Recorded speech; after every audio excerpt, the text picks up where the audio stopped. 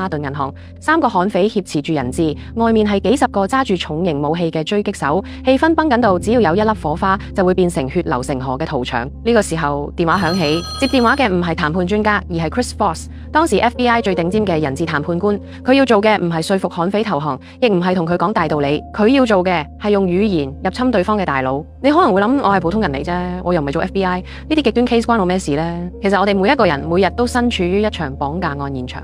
你想個仔做功課，但係佢唔肯，佢綁架緊你嘅耐性；你想老細加人工，但係佢耍太極，佢綁架緊你嘅未來；你想另一半聽你解釋，但係佢淨係識發脾氣，佢綁架緊你嘅情緒。雖然對方冇揸槍，但係本質係一樣嘅，佢哋想要啲嘢，而你亦想要啲嘢，但係雙方都唔肯讓步。傳統嘅談判學，例如哈佛大學嗰套，建議我哋要尋求雙贏，要一人讓一步。但係 Chris Voss 寫嘅呢本神書 Never Split the Difference，FBI 談判協商術提供咗另一個視角，妥協未必係最好嘅結局。試諗下，如果有個綁匪話要殺你2個仔女，你話不如一人讓一步，你殺一個留返一個俾我，大家雙贏啊？冇可能噶嘛！喺真實嘅人性博弈入邊，冇底線嘅妥協唔係雙贏，而係雙輸。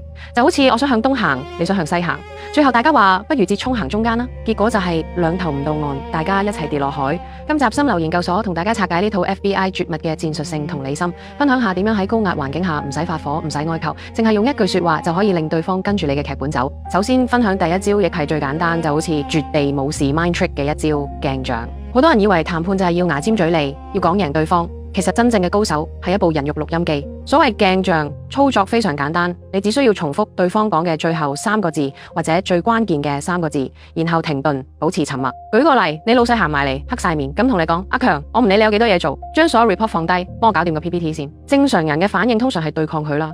你會話啊，老細，但我手頭上仲有3個客跟緊，邊做得到啊？結果係點？老細會覺得你頂嘴，然之後你死得仲慘。試下用鏡像，老細話幫我搞掂個 PPT 先。你語氣上揚，大少少疑惑，搞掂個 PPT 先，然後沉默望住佢。呢個時候神奇嘅事就會發生啦，因為你重複咗佢嘅說話，佢嘅大腦會收到一個信號，咦，佢聽緊我講嘢，但我講得唔夠清楚咩？於是佢會被逼解釋更多。老細可能會話係啊，因為大老細突然要睇，我都好急。你繼續鏡像話大老細突然要睇，老細話係啊，其實主要係關於Q3條數嗰幾版，其他唔使點改嘅。Bingo！通過2次簡單嘅重複，你由要做晒成個 PPT 變成只需要做 Q3條數，你冇拒絕佢，你冇同佢嘈，你甚至冇發表過任何意見，你只係做咗一面鏡，由得佢自己不斷講，不斷講，最後佢自己揭露咗底牌，甚至自己幫你諗埋解決辦法。心理學上呢個叫做相似性原則。人係自戀嘅動物，我哋最中意嘅人係邊個？係似我哋自己嘅人。當你重複佢嘅說話，佢潛意識會覺得你係自己人。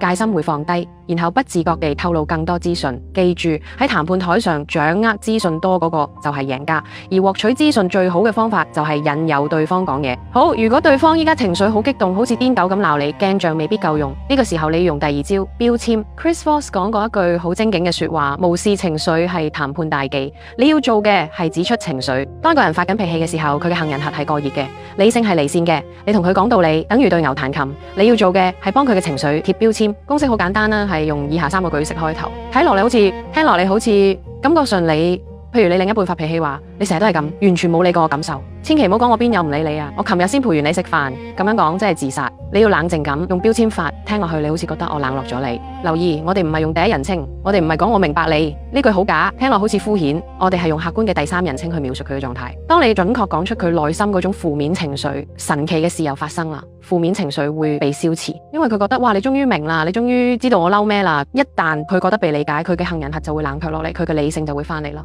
呢個時候真正嘅溝通先可以開始。呢個就係 FBI 講嘅戰術性同理心。同理心唔係叫你同意佢，亦唔係叫你可憐佢。同理心係一種情報武器，你透過標籤佢嘅痛苦，令佢放低防備，從而掌控對話嘅節奏。講到呢度，可能你會問，咁我係咪要氹到對方講 yes 先叫成功呢？ Chris Voss 喺書入邊俾咗一個好震撼嘅答案。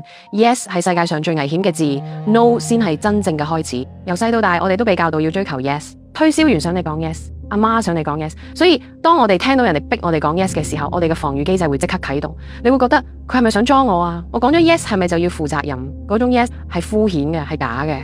咁相反 ，no 代表乜嘢？代表拒絕，代表界線，代表安全感。當一個人講咗 no， 佢會覺得自己掌控咗局面，佢會覺得安全。所以談判高手唔會逼人講 yes， 佢會引誘人講 no。舉個最實用嘅例子，如果你 send email 俾個客或者老細，佢一直已讀不回，點算？如果你問你仲有冇興趣，或者問你得閒睇未，佢會繼續無視你。Chris Voss 分享咗一條價值連城嘅核彈級 email 嘅標題，你係咪已經放棄咗呢個 project？呢一條問題咧係專登設計嚟引發否定嘅。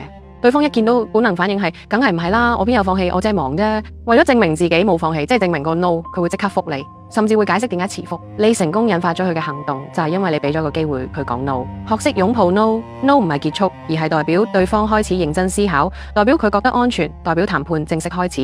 學識咗鏡像、標籤同埋引誘 no， 你已經掌握咗防守嘅基本功。但係如果喺職場上，老細真係提出咗一個完全唔合理嘅要求，譬如叫你一個人做3個人嘅嘢，或者俾個不可能嘅 deadline你點算呢？直接拒絕，死路一條，硬食，做到你過勞死。呢個時候你要用 Chris Voss 嘅終極絕招，校準型問題。其實成本書最精華就係呢一句說話，你叫我點做啊？留意語氣好重要，唔係發晒脾氣嗰種，你叫我點做啊？而係要帶住求教謙卑嘅語氣問老細，你嘅要求我好想配合，但係以依家嘅資源，你叫我點做啊？呢一條問題嘅威力在於你用開放式問題去回應封閉式命令。你冇講 no， 你冇拒絕佢，你係將解決問題嘅責任溫柔咁拋翻俾對方。當你咁問，對方就被逼要動用佢嘅腦袋去幫你諗解決辦法。佢可能會話咁啦，你暫時放低 project B 先啦，又或者得啦，我叫阿強幫你手。見唔見到？你冇同佢嘈，你只係問咗一個問題，就令佢主動幫你減輕工作量或者增加資源啦。呢個就係 FBI 談判術嘅核心，讓對方覺得控制權喺佢手，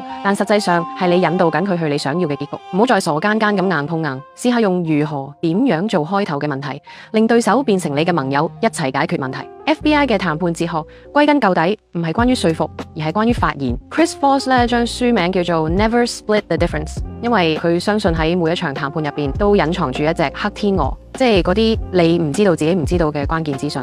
可能個綁匪其實唔係想要錢，佢只係想出名。可能個老細唔係唔想加你人工，而係公司資金流出咗問題，佢講唔出口。如果你淨係識得講道理逼人講 yes， 或者盲目折衝，你永遠揾唔到呢隻黑天鵝。通過鏡像，你引佢講多啲；通過標籤，你平復佢情緒；通過引誘 no， 你俾佢安全感；通過校準型問題，你令佢幫你解決困難。呢一切嘅鋪排都係為咗令對方自願將嗰個足以改變大局嘅秘密雙手奉上。真正嘅權力唔係嚟自大聲，而係嚟自我知道你心裏面諗緊乜，但我唔出聲，我等你講出嚟。呢個就係談判嘅藝術，亦都係生存嘅智慧。如果今集嘅分享對你有啟發，不妨俾個小挑戰自己。聽日返工或者對住另一半，試下唔好講我明白，改用聽落去你好似做開頭。試完之後留言分享下效果係點，對方係咪即刻順攤咗？如果你想繼續升級你嘅人性防身術，記得訂閱心流研究所。我係你嘅心流導航員阿玲，我哋下集見。